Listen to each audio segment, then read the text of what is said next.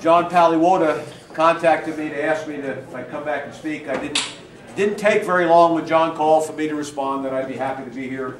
And genuinely, I am happy to be here. There's so much history in this organization, in this state. This is I don't match Tom Scott. He was 3 years ahead of me. But this is my 42nd year in the motorcycle business. And I hope tonight not to talk too much about the first 40. I'd really like to focus on what the opportunity is now, but I really can't help myself when I get here to California, and there is so much history, there's so many things worth talking about, because truly, this is where motorcycling went mainstream. This is where it happened. For whatever reason, the Japanese, when they decided to move out of Japan and take the product they developed after the Second World War, go global with what they were making, all four of them came here to California. They all came here. This is where you met the nicest people on Honda. This is where the good times, Kawasaki made the good times roll. This is where Yamaha had different strokes for different folks. I mean, it all happened here. And it was a wave for the U.S. It started in the West and it went east. It went around the world. I mean, the whole world rode the wave that we started here. And truly, in 1965, there were less than 600,000 motorcycles registered in the United States. It's like 580 total in the whole United States. 10 years later, there were 5.7 million. And that was a massive wave that we all got to ride.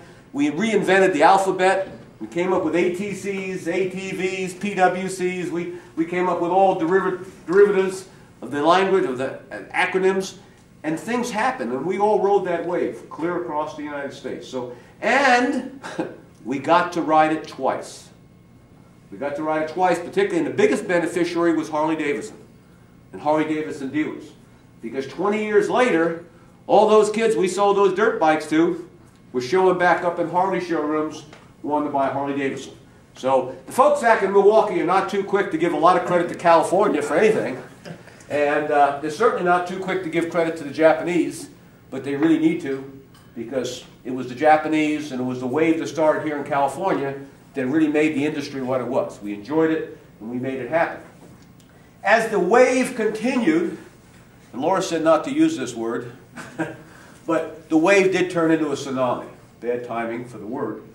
It turned into that because they couldn't control. What happened in 1980 is they started leapfrogging each other. Yamaha was going to beat Honda. Honda was going to beat Yamaha.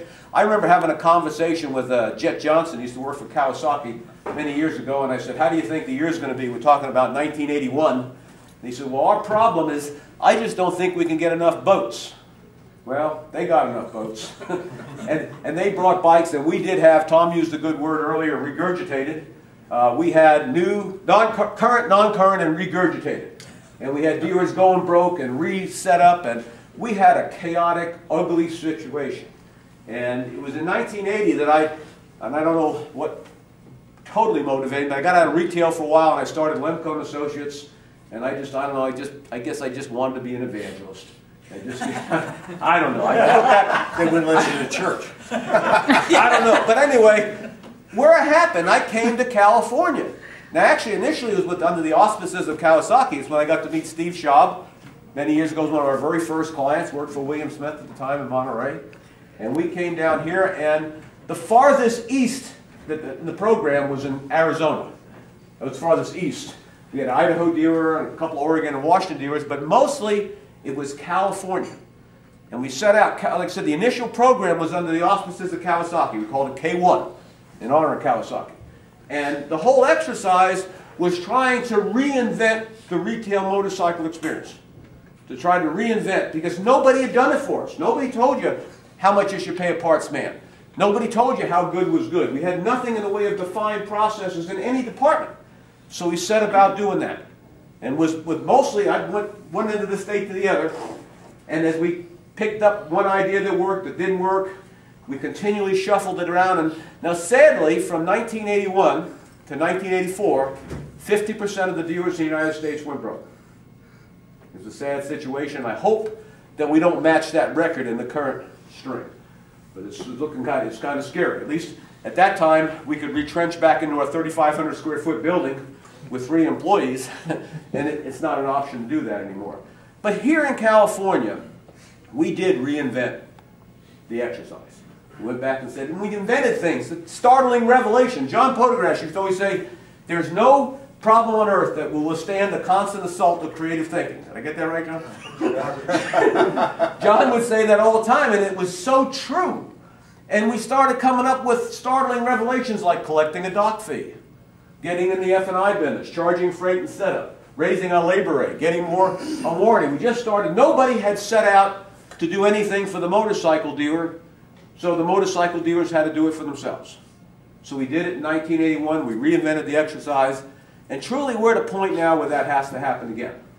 I say California has a history of doing it. And so I want to talk about what we found and what's brought me out of retirement. But first, as an old-timer, I have to talk about the old times. Can't help myself. My first job, my first trip to California was in 1969.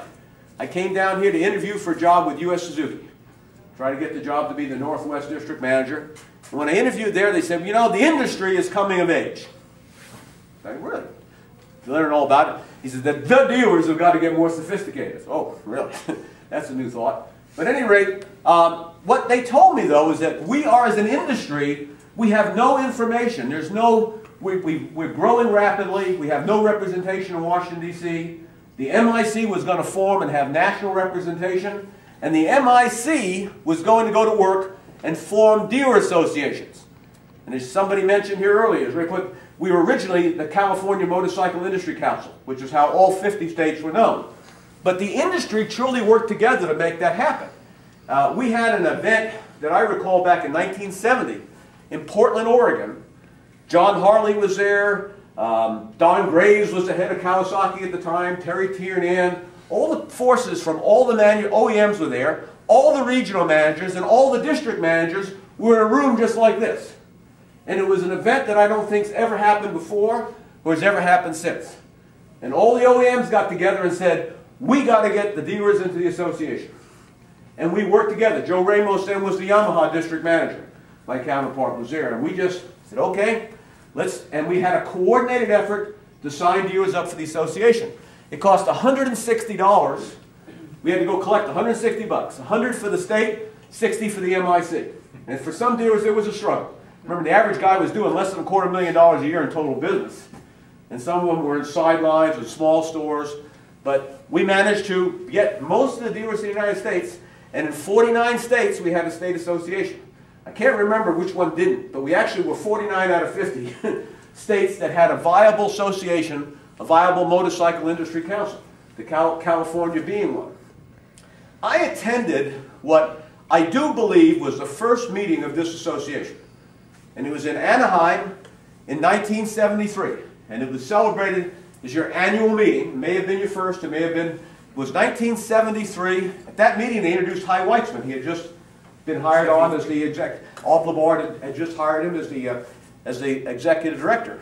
The meeting, and a little background, Mary's organization, Dealer News, used to stage 3 big shows every year. Anaheim, Dallas, and Cincinnati. And that was the big dealer shows that happened every year. But the prime one was Anaheim. This was the center of the motorcycle universe. This is where everything happened. All the OEMs were here. It used to be at your show, all the OEMs had exhibits. They'd be in there hosting their dealers, and it was a major big event. And in conjunction with that event, the CMDA had its annual meeting, sponsored by Dealer News, put up some money. Harley Davidson put up some money. The MIC put up some money. And the purpose of the meeting, well, in addition to having the annual meeting, they also sent, I happened to be there because I was on the board of the Oregon Dealers Association at the time, and they invited the board members of all the state associations were invited to come to the meeting. Of course, it was a little self-serving for Dealer News. You wanted more people at your show. But at that meeting, there were 1,000 people. Look at the crowd here. It's 1,000 people. Part of it was the attraction of the show. Part of it, I believe, was the attraction of Dudley Perkins. Now, I have to tell you that I was kind of embarrassed to think back now, but at that time, I didn't know who he was. But boy, I got to find out. He was the honoree at this meeting. And the mayor of San Francisco spoke, the fire department, the head of the police department. This guy was not only a massive presence as a motorcycle dealer, he was a big civic leader in San Francisco. When the Golden